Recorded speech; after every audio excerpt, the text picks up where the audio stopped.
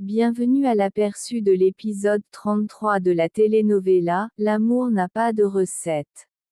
Mireia se trouve plongée dans le plaisir et l'émotion du moment qu'elle partage avec Mauro, une expérience qu'elle avait tant désiré vivre. Cependant, dans un instant de lucidité, Mireia supplie Mauro que, s'ils doivent être ensemble, il veille à ce que sa famille ne souffre d'aucun mal. Mauro, apparemment séduit par la compagnie de Mireia, lui assure faussement qu'il n'y aura aucun problème.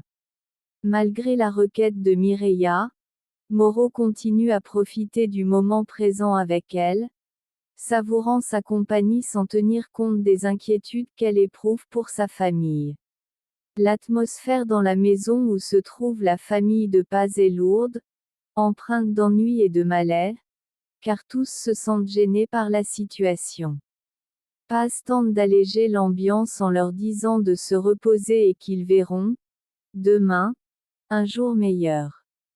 Malgré ses efforts, la tension persiste. En quête de réconfort, Paz saisit un scapulaire et exprime son souhait de pouvoir un jour retrouver sa fille.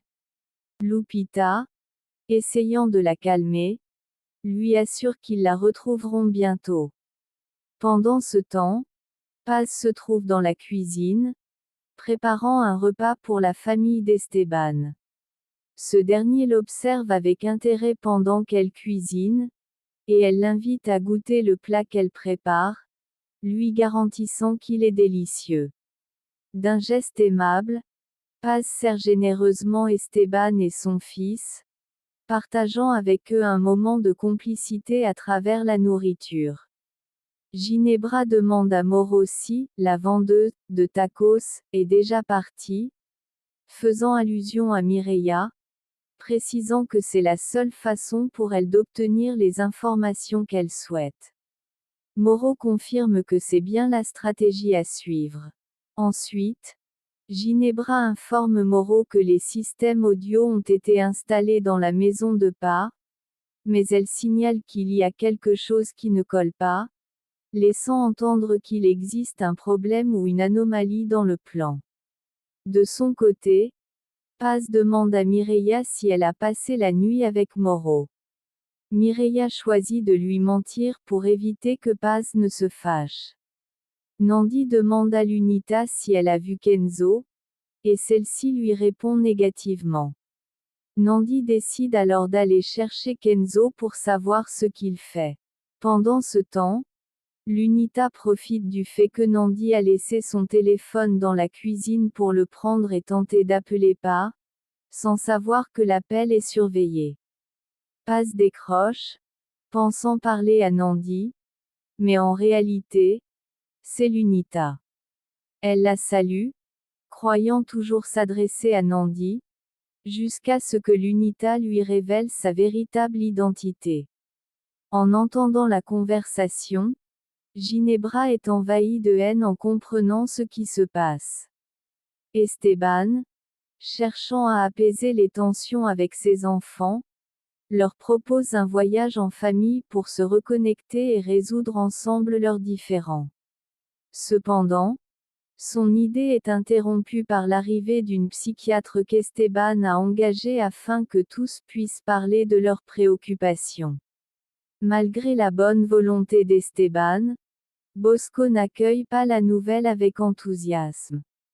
Pendant ce temps, Ginebra continue d'écouter attentivement la conversation entre Paz et Lunita. Chaque mot que prononce Lunita est analysé avec minutie. Soudain, Nandi arrache le téléphone des mains de Lunita et révèle à Paz que c'était elle qui lui parlait. Consciente du danger, Paz les avertit de quitter immédiatement les lieux pour éviter d'être retrouvés. La rage s'empare de Ginebra, elle saisit son arme, déterminée à poursuivre Nandi. Mais Mauro intervient et l'avertit de ne pas agir de façon impulsive, lui rappelant que ce n'est pas le moment de prendre des mesures aussi extrêmes.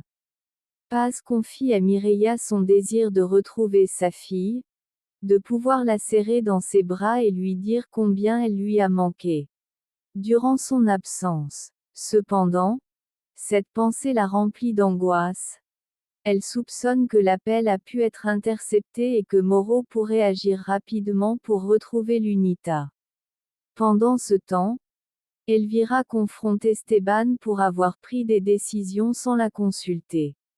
Malgré les objections d'Elvira et de certains de ses enfants, Esteban défend sa décision de demander une aide professionnelle. Il leur demande de rester à la maison pour discuter avec la psychiatre. En pleine tension, Esteban précise que Paz restera avec lui et qu'il ne permettra à personne d'interférer dans sa vie. Paz rencontre la docteure Monica et, d'un ton pressant, la supplie de ne révéler son identité à personne, car cela pourrait la mettre en grand danger. Kenzo, la voix pleine d'urgence, prévient Nandi qu'ils doivent quitter la maison immédiatement. Moreau et ses hommes sont en route. En entendant cela, ils se précipitent pour faire leurs valises et fuir le plus vite possible. Entre-temps, Ginebra ordonne à Abdul de se rendre sans tarder à l'immeuble où travaille Kenzo pour l'espionner.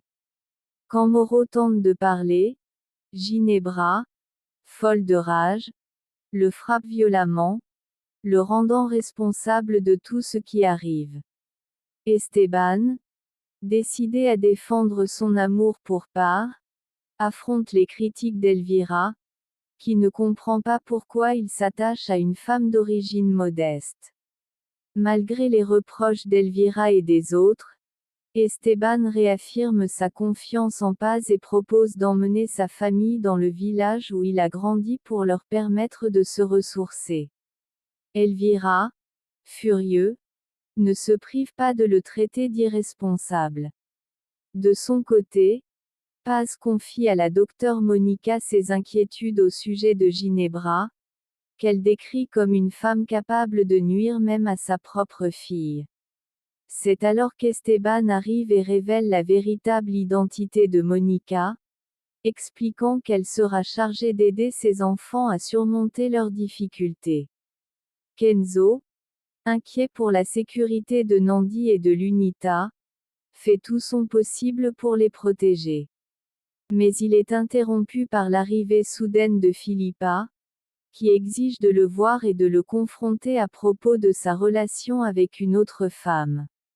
Malgré ses efforts pour protéger Nandi et l'UNITA, Kenzo se retrouve mêlé à un conflit avec Philippa. Pendant ce temps, Ginebra ordonne à Moreau de prendre des mesures radicales pour éliminer tous ceux qui sont impliqués. Moreau fait remarquer que Kenzo et Nandi pourraient finir en prison d'après ce qu'ils ont entendu, mais Ginebra trouve cela insuffisant. Elle veut infliger une souffrance encore plus grande à la famille de Paz.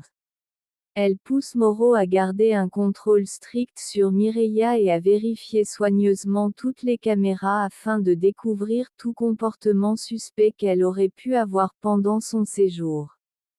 Kenzo, faisant face à Philippa, lui rappelle qu'elle n'a aucun droit de décider qui peut ou non être dans sa maison. Mais Philippa insiste, convaincue qu'il cache quelque chose, et menace de le renvoyer. Dans une tentative frénétique de découvrir un secret, Philippa fouille chaque recoin de la maison. Indignée, Nandi la confronte et la traite de folle. En réponse, Philippa s'en prend à elle verbalement, l'insultant pour son identité de femme trans. Kenzo intervient alors et met Philippa dehors, prenant la défense de Nandi. Bien que blessé par les paroles cruelles de Philippa, Nandi trouve du réconfort dans les mots de Kenzo, qui lui assure que tout finira par s'arranger. Esteban discute avec Paz de la thérapie que ses enfants vont suivre et exprime sa confiance dans le fait qu'elle leur sera bénéfique. Cependant, il avoue avoir remarqué un comportement étrange chez Paz, mais celle-ci nie avoir des problèmes. Ensuite, Esteban propose d'emmener ses enfants dans le lieu où il a grandi afin qu'ils puissent se changer les idées, ce pourquoi Paz le remercie sincèrement. Cependant, Esteban soulève un dilemme à propos de Monito, soulignant que le retenir de cette manière pourrait être considéré comme un enlèvement selon la loi. Il suggère qu'il serait préférable de placer l'enfant sous la garde légale appropriée afin d'éviter des problèmes judiciaires. Ginebra examine les caméras de sécurité et découvre que Mireia a installé un microphone dans la maison, ce qui la remplit de rage. À ce moment-là, Moro appelle Ginebra, et elle profite de l'occasion pour l'informer de la présence du micro et le prévenir que tout incident sera de sa responsabilité.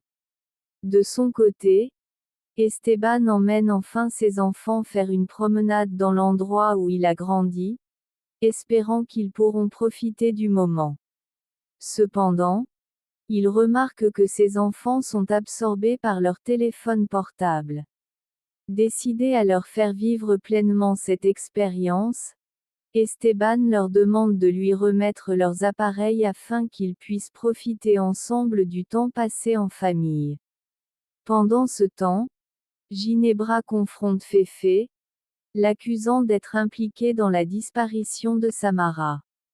Terrifié, Fefe la supplie de ne pas lui faire de mal, mais Ginebra menace de s'en prendre à toute sa famille. Désespéré, Fefe la supplie de le tuer, mais de ne pas toucher à ses proches. Cependant, Ginebra est déterminée à faire souffrir toute sa famille et lui promet qu'elle ne se reposera pas tant qu'ils ne seront pas détruits.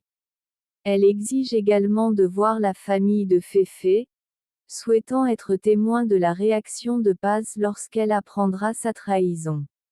Folle de rage, Ginebra commence à frapper Fefe avec brutalité, tandis que celui-ci ne peut que pleurer sous les coups. Esteban et ses enfants arrivent à la maison de son père. Cependant, les enfants expriment leur inquiétude, se demandant s'ils seront bien accueillis. Esteban les rassure et leur promet d'arranger les choses avec leur grand-père. Pendant ce temps, Paz sort dans la rue après avoir été appelé par Fefe. En le voyant, elle remarque qu'il est visiblement blessé et lui demande ce qui lui est arrivé, remarquant ses yeux gonflés.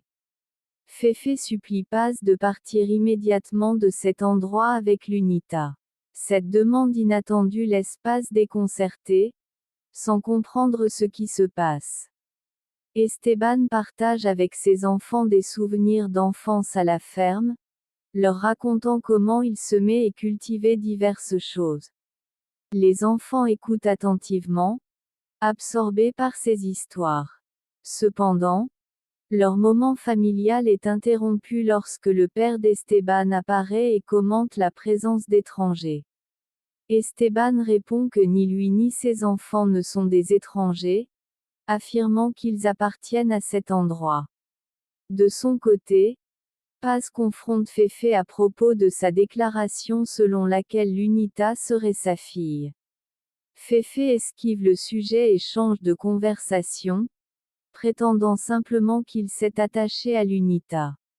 Devant l'insistance de Paz pour obtenir des explications, Fefe lui suggère de partir, mais Paz refuse, affirmant qu'elle aime Esteban et qu'elle ne compte pas s'éloigner de lui.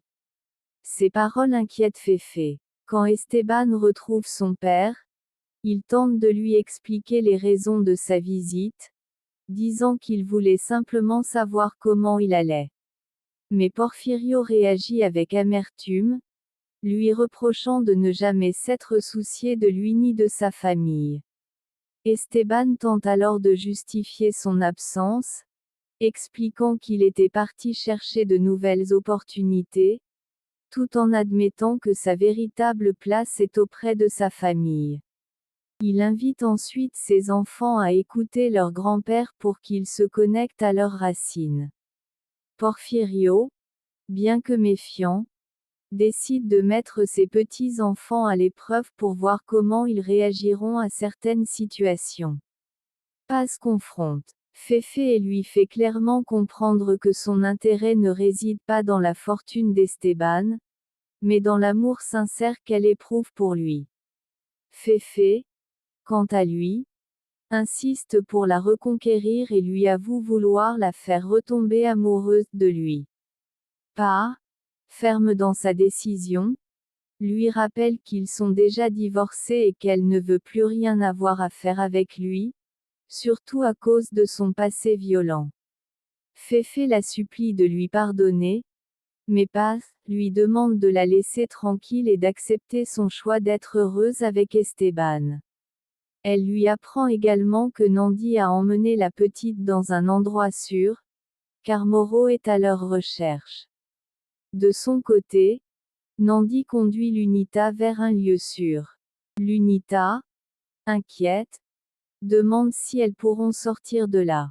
Nandi la rassure en lui disant qu'elles ne pourront pas être repérées, ce qui apaise la fillette. Kenzo, présent, promet d'acheter un nouveau téléphone pour éviter qu'on les localise, et assure qu'il fera tout pour les protéger. Reconnaissant, Nandi le remercie sincèrement pour son soutien. Puis, Lunita s'éclipse un moment pour leur laisser un peu d'intimité.